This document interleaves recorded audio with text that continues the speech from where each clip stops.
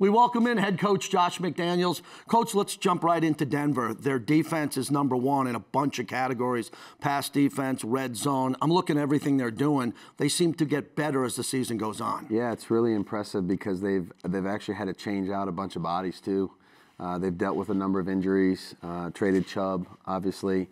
So this is, in many ways, a different team, a different unit than we faced in the first game. Simmons is back at safety, which is obviously a big addition for them. But they've had some moving parts. They've done a really nice job of reintegrating new people in there. They're tough and physical in the running game. They cover well. They blitz. They challenge you in third down the red area. It's a big challenge. I enjoyed what you said earlier in this week, preparing for a division rival after you beat them, compared to losing. Can you get into that? Yeah, there's a little bit of a psychological, I always thought there was a psychological edge when you lost the first game, because the temptation for the team that wins is to do the same stuff over again. And so as a coach, you got to be careful if you win the first of the two, that you don't just sit there and run the same things in each phase and then let them go ahead and make the changes and adjustments. So you can't throw everything out that worked, but you better be careful that you don't relax and just say, hey, let's just keep doing what we did, because good coaches and good players find a way to stop that and make you beat them a different way. You scored 32 points in the first game. They haven't given up more than 19 to any other team. That's really unique. So when you look back at what worked, and I went back and looked at the game and just the pace of the game and the flow of the game, there were 4 or 5 series where you could do what you wanted to do against one of the best defenses in football. Yeah, we eliminated negative plays for the most part. We stayed ahead on the down and distance. We were in a lot of positive situations, and we skipped third down a lot of times, which against this team is a way to play if you can play it that way. So I thought we were physical, we were aggressive. I thought Josh ran really hard. I thought we blocked him decent up front. We tried to minimize the impact of the 2 edge players who are really unique, and just try to stay ahead on the down and distance so we don't get ourselves into those obvious passing situations, because those are the plays that they've dominated all year long, and we're going to have to do a good job of staying away from some of those on Sunday. Patrick Surtain hasn't showed up in the interception category, but the last 4 or 5 games, I think he's given up 4 receptions. Yeah. He's the ultimate young shutdown corner in this league. Yeah, he doesn't get targeted much. Yeah. You know what I mean? And I've always thought that was really more of a compliment, and that's the statistic that corners want. When I look back at Revis and you look back at Stephon Gilmore and some of those guys, they were really never targeted or challenged a whole lot because they were covering so well. And you see a lot of that with Patrick. He's a really good player. He's a good tackler. He's physical, very sticky in coverage, and I'm sure they're going to match him on Davante at some point. Jones, who's coming in now for Chubb, he really stepped up with his numbers there too. Yep. What's your concern with their edge rushers and possibly blitzing in this game? Yeah, we have to do a good job on their edge players, period. They got a number of them still. They moved on from Chubb, and then Gregory's been injured, but Bonito, and they traded for 54 Martin. There's a multitude of different rushers that our tackles are studying right now. They're going to be going forward a lot in this game. That's how they play, and we got to do a good job of protecting the pocket, the middle of the pocket for Derek. Let's get into your roster with Davante. Looking at Davante and being at the game and seeing what he's doing after the catch.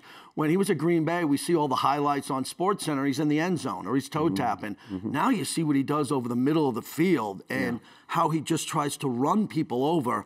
Yards after catch, if you can touch on that. Yeah, and one of the ways that you can get him the ball when they're trying to double him on the outside is to put him inside. And so he's got a unique skill set that he can be very, very functional. I would say he's close to elite anywhere you put him. But when you put him inside, he can run routes on linebackers and safeties, and then you put the ball in his hands, his rack yards are something that nobody really talks about, but he's tough, he's physical, he's a big player. He's not easy to get to the ground, and when he gets the ball, he's immediately looking to attack defenders. So we're going to continue to do that. Yeah, and when he wants to run people over. He does. A lot of receivers want to get out of bounds, right? He does. That's very what makes tough. him special. I want to get back to your O-line, and you talk about the tape of that first game and how well they played. How do you get him back to that after these couple of losses, to be angry up front, to do a better job, especially in the running game, depending on the conditions? Yeah, we talked a lot about this week about the penalties. And what has bothered us the last few weeks, we've put ourselves in long yardage situations, and I don't think really any unit can really get into a rhythm and establish the physicality that we want to play with when it's 1st and 20 or 2nd and 25. Those are difficult situations to overcome, and really they're self-inflicted. So Whether it's a decision we make that costs us 10 yards or a technique thing, we got to do a good job eliminating the penalties and let them get into a rhythm by playing first down, 2nd and 3, 1st and 10, 2nd and 4. That's the way we played the first game, and we got to get back to that. Is that something, you look at the film, you don't get many days to practice in pads. When you get an opportunity to do that, to stress that. Yeah, fundamentals. I mean, that's what it is. And we always say penalties are a result of decision-making or technique. And so we can practice the techniques over and over again to try to create good habits, and our guys obviously have to make good decisions. Let's get to Derek. He was highly emotional after the loss. We've been talking about that on radio all week. The message that was sent out there, you could tell Derek plays with that type of emotion in a game and after a game. I wanted to get into your long-term plan because you're trying to win every week, but you want to sustain something long-term. You talked about it at the press conference this week. Yeah, I mean, look, we're all trying as much as we can to win every game, and nobody's happy with the record as it currently stands.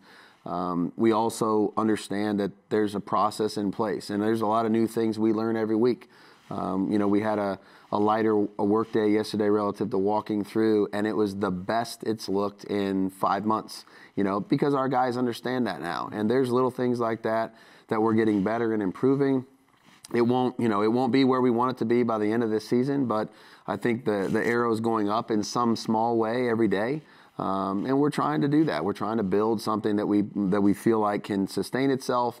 Again, we want to win more. We got to win more. We know that. But at the same time, we're trying to keep our eye on the future, too. Last one, going back to Denver, weather conditions, noise, and all of that. When you walk onto the field at Mile High, what are you looking at? Is it the flags, the wind? It's going to be cold either way. And you have some cold days in Vegas here, but nothing to get you accommodated to that. Yeah, no, we've actually had a few windy days here, which has been good.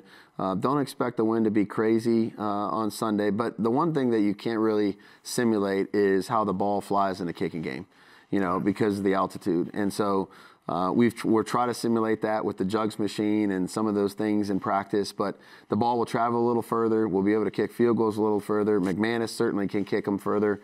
Kickoffs are interesting. Punts are interesting.